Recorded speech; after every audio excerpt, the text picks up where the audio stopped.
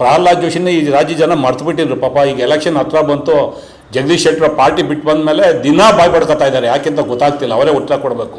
ಆ ಕುಮಾರಸ್ವಾಮಿ ಹೇಳಿದ ಮಾತಕ್ಕಂತೂ ಉತ್ತರನೇ ಕೊಡಲಿಲ್ಲ.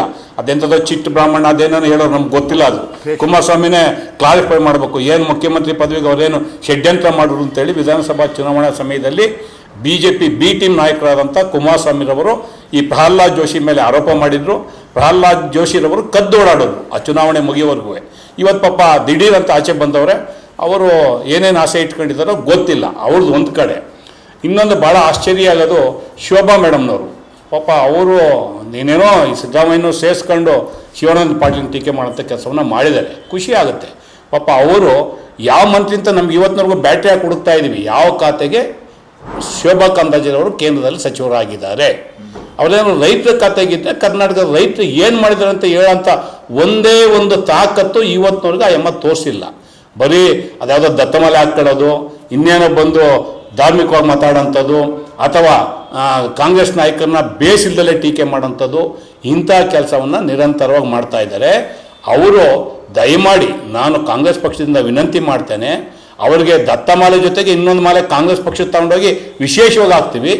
ಅವರು ಕರ್ನಾಟಕದ ಬರಗಾಲದ ಪರಿಸ್ಥಿತಿನಲ್ಲಿ ಕರ್ನಾಟಕದ ರೈತರಿಗೆ ಏನು ಕೊಡುಗೆಯನ್ನು ಕೊಟ್ಟಿದ್ದಾರೆ, ಕೇಂದ್ರದ ಯಾವ ಯಾವ ಪ್ರಯೋಜನಗಳನ್ನ ನಮ್ಮ ರಾಜ್ಯಕ್ಕೆ ಕೊಟ್ಟಿದ್ದಾರೆ ಅನ್ನೋ ಮಾತನ್ನು ಶೋಭಾ ಕರಂದ್ಲಾಜೆರವರು ದಾಖಲೆ ಸಮೇತ ಈ ರಾಜ್ಯದ ಮುಂದೆ ಇಡಬೇಕು.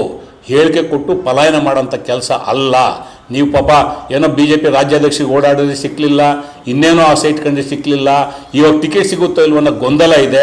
ಪಾಪ ಶಿವಾನಂದ ಪಾಟೀಲ್ ಅಂತವ್ರನ್ನ ಕಾಂಗ್ರೆಸ್ ಸರ್ಕಾರವನ್ನು ಟೀಕೆ ಮಾಡೋದನ್ನು ಬಿಟ್ಟು ದಯಮಾಡಿ ನೀವು ಕೇಂದ್ರದ ಸಚಿವರಾಗಿ ಕರ್ನಾಟಕಕ್ಕೆ ಯಾವ ಯಾವ ಕಾರ್ಯಕ್ರಮವನ್ನು, ಎಷ್ಟು ಅನುದಾನವನ್ನು, ಎಷ್ಟು ಸಹಾಯಧನವನ್ನು ಕೊಟ್ಟಿದ್ದೀರ ಅನ್ನೋದನ್ನ ದಯಮಾಡಿ ಲಿಖಿತವಾಗಿ ನೀವು ಒಂದು ವೈಟ್ ಪೇಪರ್ನ ಕೊಡಬೇಕು ರಾಜ್ಯಕ್ಕೆ ಅಂತೇಳಿ ಕಾಂಗ್ರೆಸ್ ಪಕ್ಷದ ಪರವಾಗಿ ಒತ್ತಾಯ ಮಾಡ್ತೀನಿ. ಇನ್ನೊಬ್ಬರು ಸಚಿವರಿದ್ದಾರೆ ಪಾಪ, ನಮ್ಗೆ ಇನ್ನೂ ಆಶ್ಚರ್ಯ, ಕೂಬಾ ಅಂತೇಳಿ, ಅದೇನೋ ಎಂಥದೋ ಭಗವಂತ ಕೂಬಾ ಅಂತೆ. ಆ ಭಗವಂತನೋ ಗೊತ್ತಿಲ್ಲ ನಮಗೆ. ಅವ್ರ MLAನೇ ಅವ್ರ ಮೇಲೆ ನನ್ನ ಕೊಲೆ ಮಾಡೋಕ್ಕೆ ಷಡ್ಯಂತ್ರ ಮಾಡುವಂಥ ಆರೋಪ ಮಾಡಿದಂಥ ಕೂಬಾರವರು ಅವ್ರದ್ದೊಂದು ಖಾತೆ ಇದೆ, ಅದು ಆಶ್ಚರ್ಯಕರವಾದಂಥ ಖಾತೆ, ರಸಗೊಬ್ಬರದ ಖಾತೆ. ಎಷ್ಟೆಷ್ಟು ರಸಗೊಬ್ಬರ ಈ ರಾಜ್ಯಕ್ಕೆ ತುಂಬವ್ರೆ, ಯಾವ್ಯಾವ ಶಿಪ್ಪಲ್ಲಿ ಯಾವ್ಯಾವ ಅಡಗಲ್ಲಿ ತಗೊಂಬಂದಿಲ್ದಿ ತುಂಬಿದ್ದಾರೆ ಅಂತ ನಮಗಂತೂ ಗೊತ್ತಿಲ್ಲ.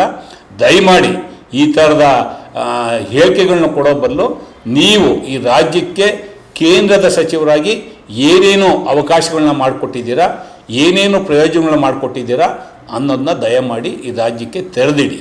ಶಿವಾನಂದ ಪಾಟೀಲ್ರವರು ರೈತ ಪರವಾದಂಥ ಖಾತೆಗಳಿಗೋಸ್ಕರ ಅಥವಾ ರೈತ ಪರವಾದಂಥ ಕಾಯ್ದೆಗೋಸ್ಕರ ಹೋರಾಟ ಮಾಡಿದಾಗ ನೀವೇನು ರೈತ ವಿರೋಧಿ ಕಾಯ್ದೆಯನ್ನು ತಂದಿದ್ದು ಅದನ್ನು ಸದನದಲ್ಲಿ ತಗೊಂಬಂದು ಅದನ್ನು ವಿತ್ಡ್ರಾ ಮಾಡೋಂಥ ಕೆಲಸ ಮಾಡಿದಾಗ ಅದ್ರ ಮೇಲೆ ಚರ್ಚೆ ಮಾಡೋಕ್ಕೆ ಇನ್ಕ್ಲೂಡಿಂಗ್ ಅಶೋಕ್ ಯಾರಿಗೂ ಶಕ್ತಿ ಇರಲಿಲ್ಲ, ಯಾರಿಗೂ ದಮ್ ಇರಲಿಲ್ಲ, ಯಾರಿಗೂ ತಾಕತ್ತಿರಲಿಲ್ಲ. ಇವತ್ತು ಸಹಕಾರಿ ಕ್ಷೇತ್ರದಿಂದ ಸುದೀರ್ಘವಾದಂಥ ರಾಜಕೀಯ ಅನುಭವವನ್ನು ಇಟ್ಕೊಂಡು ಬಂದಿರತಕ್ಕಂಥ ಶಿವಾನಂದ ಪಾಟೀಲರು ರೈತರಿಗೆ ಸ್ವಾವಲಂಬನೆಗಳಾಗಿ ಅಂತಂದ್ಬಿಟ್ಟು ಏನೋ ಒಂದು ಕರೆ ಕೊಟ್ಟರೆ ಅದನ್ನು ಟೀಕೆ ಮಾಡುವಂಥ ಒಂದು ಅಧೋಗತಿಗೆ ಭಾರತೀಯ ಜನತಾ ಪಕ್ಷದ ನಾಯಕರು ಬಂದು ನಿಂತಿದ್ದಾರೆ.